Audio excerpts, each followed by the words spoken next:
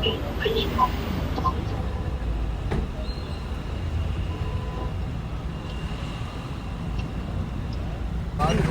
देर में अपन जाएंगे जमानत के लिए। उससे पहले सभी साथियों ने मांग करी, थोड़ा सा पेट दुख रहा है भूख के कारण, जो कि लाजमी बात है यार, कल रात से भूखे हैं। तो प्रवीण जी गए, प्रवीण जी कहाँ पे? तो प्रवीण जी ने अपने प्यार से सभी साथियों के लिए समोसा लाया और चटनी। अरे कोल्ड ड्रिंक गद्दार है। एनर्जी ड्रिंक आपको क्या एनर्जी चाहिए? रात भर तो आप आते ही नहीं, आप किस बात की एनर्जी ले रहे हो? आपको तो साथियों, पुलिस स्टेशन के बाहर सारे भाई लोग कल रात से भाई का वेट ही कर रहे हैं और 10-15 मिनट में अभी ज़मानत भाई को मिल जाएगी और रौनक जी को फिर घर की तरफ प्रस्थान करेंगे सारे भाई। हाँ जी प्रवीण जी, आओ वकील साहब आओ। हाँ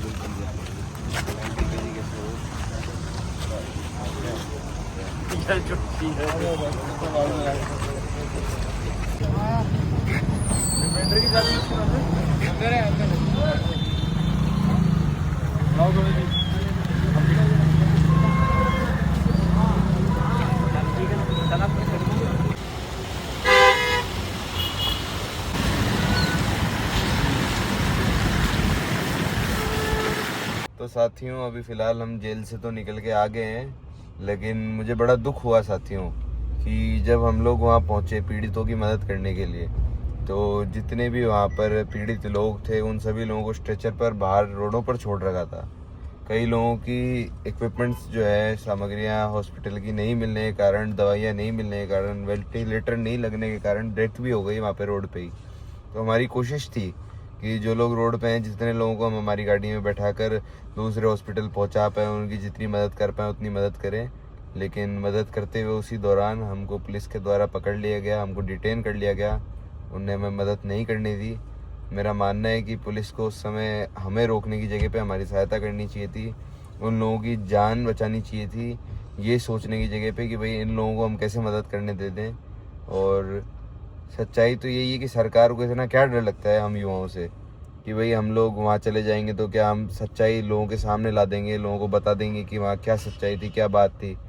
क्योंकि आपने जब देखा कि झालावाड़ के अंदर छोटे बच्चों के ऊपर स्कूल की छत गिरी, तो आज तक उन परिवारों को मुआवजा नहीं मिला, जबकि इसमें सरकार की मिस्टेक थी। सरकार को उस स्कूल को पहले ही मरम्मत करनी चाहिए थी, बच्चों को मना करना चाहिए था वहाँ आने के लिए और उस पर काम चलाना चाहिए था। और आज यहाँ पर गलती की वजह से सरकार की अगर कोई मिस हैपनिंग हुई है तो उनको मुआवजा देना चाहिए, उनको मदद करनी चाहिए, उनको उस चीज़ को जल्द से जल्द सॉल्व करना चाहिए। मेरा मानना है कि सरकार को इस पर जांच बिठानी चाहिए कि क्यों ये मिस हैपनिंग हुई, कैसे आग लगी, क्या कारण थे इसके पीछे, उन चीज़ों को रिजॉल्व किया जाए। कल मेरा जन्मदिन था, मैं दिन भर आप लोगों के बीच में था, सब लोगों से मिल रहा था, कार्यक्रम अटेंड कर रहा था, लेकिन जब मुझे पता चला कि ऐसी घटना हुई है तब भी मैं पीड़ितों की मदद करने के लिए एक सद्भावना से अपने मन के अंदर पहुंचा।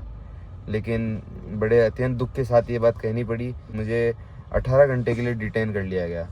तो साथियों, मेरा तो आप सभी से निवेदन है कि मिलकर इसके खिलाफ आवाज़ उठाएं और जो पीड़ित परिवार है उनको मुआवजा भी दिलाएं, उनको न्याय भी दिलाएं।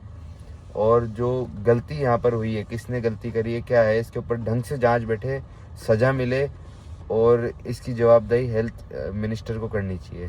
तो देख सकते हैं साथियों, सभी भाई लोग पहुँच चुके हैं जी घर पे, अभी जस्ट ही पहुँचे हैं अभी।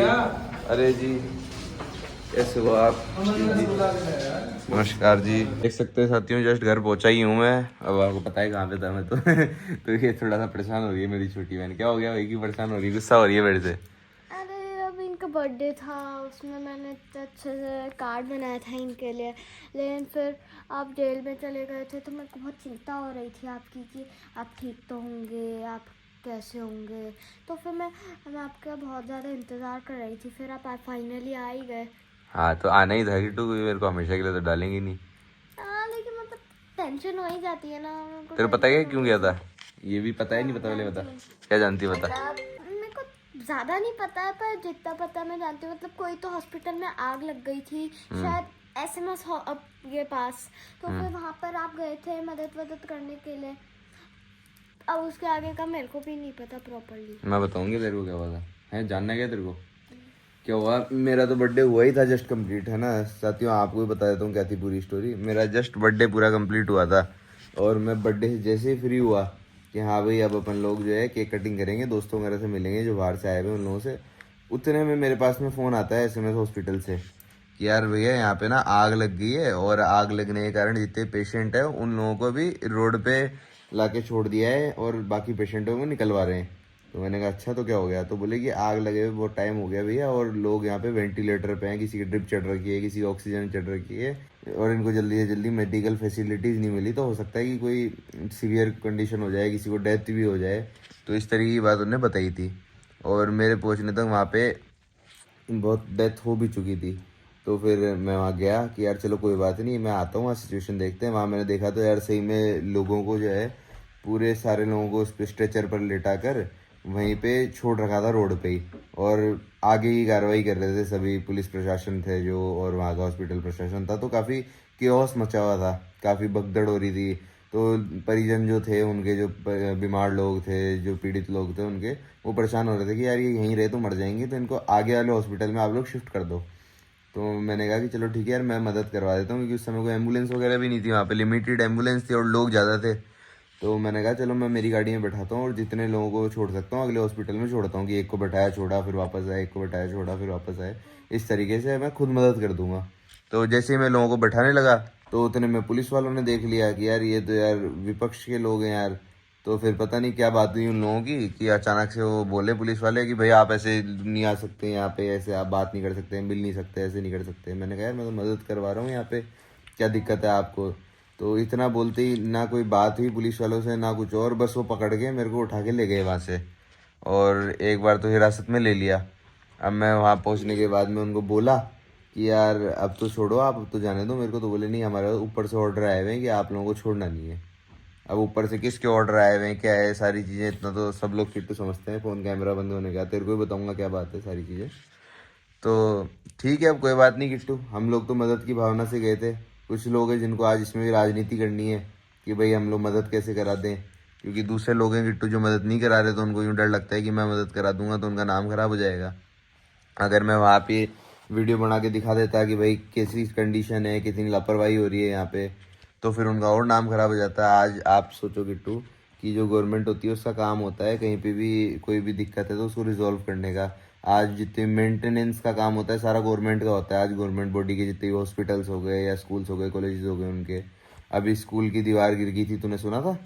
छत गिर गई थी जो बच्चों के ऊपर, बारिश के टाइम हाँ बिल्कुल, है ना। तो वो स्कूल की इतनी शिकायत थी कि भाई छत गिर सकती है, यहाँ पे बिल्डिंग का ढांचा सही करवाना है, रिपेयर कराना है, मरम्मत करानी है, नहीं करवाई गवर्नमेंट ने, है ना। और अभी यहाँ पर आग लग गई हॉस्पिटल में, अगर वाटर स्प्रिंकलर चालू हो जाते, अगर वहाँ पर फायर एक्सटिंग्विशर वगैरह सारी चीज़ें ढंग से वर्क कर रही होती तो आग रुक सकती थी ना। लेकिन जो फायर सेफ्टी सिस्टम था ना वो लगा हुआ तो है वहाँ पे, इन 3 साल से उसकी सर्विस नहीं हुई, जबकि हर साल सर्विस कराना मैंडेटरी होता है। ये तो है। और पिछले गलत बात हुई है, वो लोग पेशेंट को बचाने के लिए ही नहीं ऐसा कर पाए। ये गलत तो है ही ना किट्टू। ये जो नई गवर्नमेंट है इसके अंदर ऐसे लोग हैं जिनको पता ही नहीं है गवर्नमेंट कैसे चलाना है, उनको बस ये पता है कि दूसरों को परेशान करना है। तूने देखा मेरे कितना पीछे पड़े रहते हैं कि जहाँ मैं कोई अच्छा काम करूँ मेरे को जेल में डाल देते हैं, मैं कोई प्रोटेस्ट करूँ मेरे को जेल में डाल देते हैं। लेकिन कोई बात नहीं, बस थोड़े समय की बात और है किट्टू, जल्दी वापस से MLA के इलेक्शंस भी आएंगे, अपन फाइट भी करेंगे, जनता की आवाज़ भी उठाएंगे, और जो लोग हैं ना जो परेशान कर रहे हैं अगली बार इनकी सरकार नहीं बनने देंगे, है ना। बाकी तू क्या दे रही है, ये दे दे तू तो क्या है, चॉकलेट भी मैंने रख रखी थी आपके पास, पर वो अभी चॉकलेट तो खाता ही नहीं हूँ मैं। फिर भी मैंने रख रखी थी ऐसे। क्या है, कार्ड इनसाइड, हाँ कार्ड है इसके अंदर। अब यहाँ करो, birthday card for the best brother ever. Best brother हूँ क्या मैं? हाँ हैं कैसे? आप बेस्ट हो ही। अच्छा, और हैप्पी लाखों बर्थडे। में एक हो, लाखों में मिलियंस में एक हो। हाँ यहाँ पर कार्ड स्वाइप करो तभी खोल पाओगे आप। अच्छा जी, ऐसा है। हाँ नहीं तो मैं खोलने अलाउड नहीं करूँगी, पूरा मेंटेन करा है। ठीक है, हाँ अब यहाँ पर देखो, यहाँ पर इंस्ट्रक्शन दे रखा है टीयर, ठीक है, इसको टीयर करो यहाँ से। ठीक है, हाँ हाँ थोड़ा अच्छे से खोलना। अच्छे से खोला कि तू ध्यान से, अंदर का नीचे। हाँ सही है। बहुत सारी चीजें दिख रही है यार अंदर तो। एक एक करके निकालता हूँ, हाँ सारी एक साथ निकल गई थी। 1 2 और 3, हाँ 3 ही है। 3 कार्ड बना रखे हैं यार इसने तो। ये आपके लिए टेम्पलेट बेस्ट ब्रदर के लिए। Today's mood. ओहो क्या चीजें गिफ्ट है, बुक मार के गए। बुकमार्क नहीं है, मतलब कुछ तो टेम्पलेट है अच्छा सा। चल थैंक यू। मतलब ये ऐसे दूसरी कंट्रीज में ऐसा दर्शाता है सबसे ज्यादा। Happy birthday. ये ऐसे खुलता है कि हाँ, है, खुलता है कि ये चिपक कैसे गया चिपक यार? गया यार ये। कोई नहीं, एक दिक्कत नहीं है। देख सकते हैं कितना सुंदर कार्ड बनाया मेरी छोटी बहन किट्टू ने। हैप्पी बर्थडे डियर भैया, may God bless you dear भैया, you are the best brother ever, I love you very much, so keep smiling. ठीक है बिट्टू। हंसता रहूंगा मैं।